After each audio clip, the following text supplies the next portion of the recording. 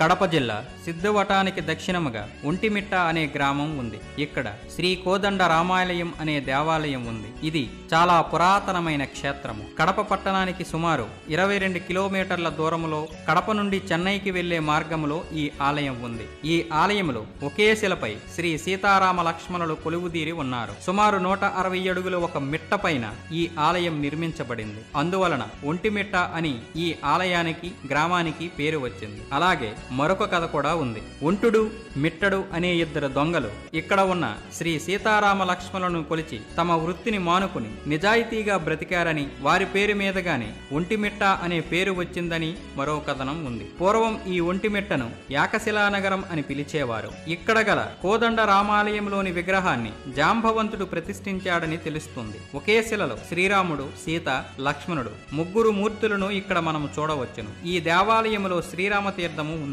సీత దాహార్ది అయి నీటిని కోరగా శ్రీరాముడు రామబాణముతో పాతాళ గంగను పైకి తెచ్చి సీతమ్మ వారి దాహం తీర్చినట్టు స్థల పురాణం తెలియజేస్తుంది. లక్ష్మణుడు కూడా గంగను ఇదే విధంగా పైకి తెచ్చి వదినమ్మ సీత దాహం తీర్చాడని స్థల పురాణం తెలియజేస్తుంది. దానినే లక్ష్మణ తీర్థం అంటారు. గోపుర నిర్మాణము చోళ శిల్పకళా సాంప్రదాయ రీతులను పోలి అత్యద్భుతంగా ఉంటుంది. భద్రాచలం తరువాత అంతటి పేరు పొందిన ఈ క్షేత్రములోని కోదండ రామాలయం 11వ శతాబ్దానికి చెందిన చోళరాజులు నిర్మించినట్లుగా తెలుస్తోంది. తరువాత 3 అంచెలుగా అభివృద్ధి జరిగినట్లుగా సామాన్య శకం 1555, 1558, 1564 శాసనాలు తెలుపుతున్నాయి. స్థల పురాణం ప్రకారం సీతారామ కళ్యాణం జరిగిన తరువాత మృఖండు మహర్షి, శృంగి మహర్షి శ్రీరాముడిని ప్రార్థించగా దుష్ట శిక్షణ కోసం ఆ స్వామి సీతాలక్ష్మణ సమేతుడై అంబులు పొది, పిడిబాకు, కోదండం పట్టుకుని ఈ ప్రాంతానికి వచ్చి యాగరక్షణ చేశాడని పురాణం చెబుతుంది. అందుకు ప్రతిగా ఆ మహర్షులు సీతారామ లక్ష్మణుల విగ్రహాలను